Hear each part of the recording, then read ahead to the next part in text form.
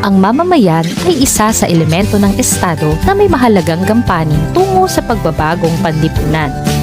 Ang aktibong pakikilahok ng mamamayan ay susi sa pagkakaroon ng maayos, mapayapa at maunlad na bansa. Ang pag-alam sa legal na batayan ng pagkamamamayan ay makatutulong upang higit na mapangalagaan ang mga karapatan at pribilehiyo na dapat taglayin.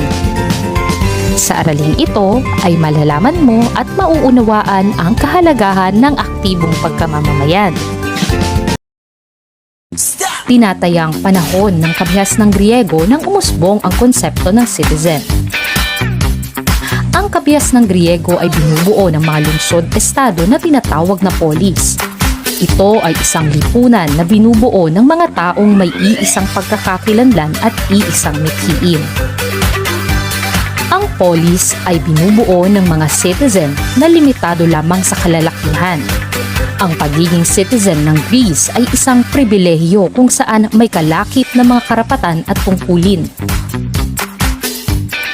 Ayon sa orador ng Athens na si Pericles, hindi lamang sarili ang iniisip ng mga citizen, kundi maging ang kalagayan ng estado. Ang isang citizen ay inaasahan na makilahok sa mga gawain sa polis tulad ng paglahok sa mga pampublikong asembliya at paglilitis. Ang isang citizen ay maaaring politiko, administrador, husgado, at sundalo. Sa paglipas ng maraming panahon ay nagdaan sa maraming pagbabago ang konsepto ng citizenship at ng pagiging citizen.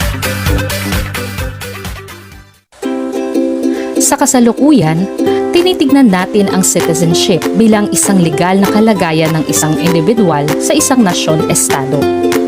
Ayon kay Murray Clark Havens, ang citizenship ay ugnayan ng isang individual at ng estado.